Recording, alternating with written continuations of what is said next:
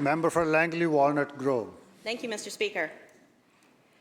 You wake up to the fire alarm. You smell smoke. You head for your apartment's staircase to find that it's on fire. You're stuck.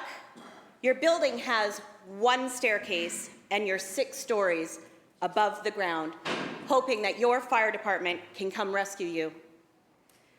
Mr. Speaker, this isn't the plot of a daytime soap opera.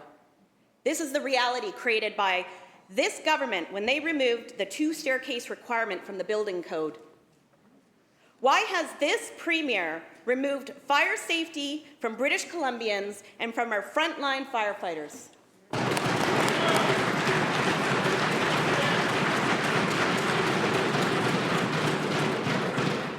Minister of Housing. Thank you, Honourable Speaker, and I want to thank the member for the question. And I want to welcome firefighters in the House here today, in particular the good people from Delta. This is not a question to be heckling on. The Leader of Opposition.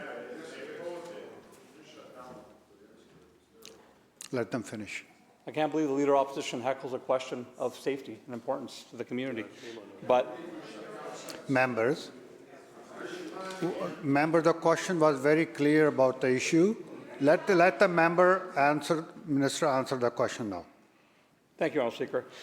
It's important to note that with the change, there's measures put in place to make sure the buildings are safe. We have limited to 6 stories. Sprinklers are a necessity and a requirement of any buildings that go forward. Wider stairwells, smoke management system, Honourable Speaker. And also, Honourable Speaker, it's important to note that we're not the only jurisdiction to do this. Seattle has allowed this since 1977. New York has allowed it for over a decade now, Honourable Speaker. In fact, I met with Seattle fire officials who informed me. Members.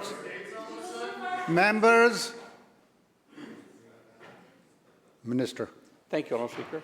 And what the fire officials have informed me is that with these additional measures and what they've seen in Seattle, they have not seen a significant increase in any way to the effectiveness of the safety measures for that building, Honourable Speaker. So we're going to continue to work with fire officials, Honourable Speaker, but it's vitally important that we look at this housing crisis with a new lens, try to create more suites that are bigger for families, allow for bigger bedrooms, Honourable Speaker. That's the balance we've found in this change, Honourable Speaker, and we're going to continue to engage with fire officials as we move forward. Member supplemental. Member. You cannot use flawed data. You cannot compare rural BC paid call halls with Seattle. Different requirements.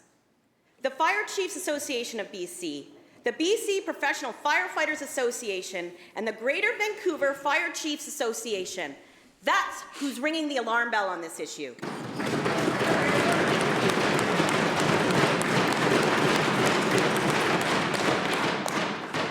A single point of egress simply puts lives at risk. It is the government's job to keep our people safe. My municipality has invested $50 million in the last 2 years alone for our constituents and for our firefighters.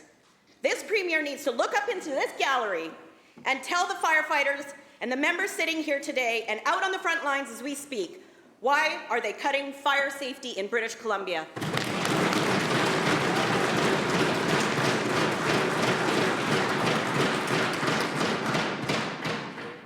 Minister. Thank you, Honourable Speaker. First off, I have to correct the member.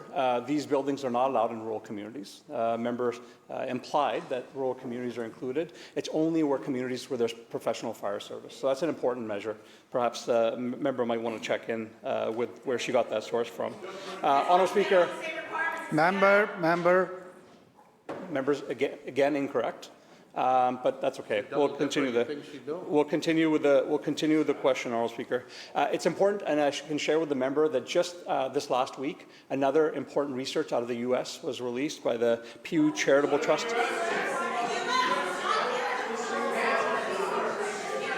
Oh, the member says this is Honourable Speaker. The member says this is Canada, not U.S. When we voted to send Trump a message last week, 5 of their members voted with the U.S., Honourable Speaker, and now they're lecturing us.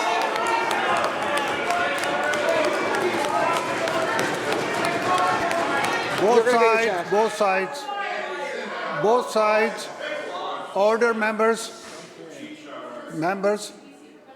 Surrey Cloverdale. Members. Minister will conclude.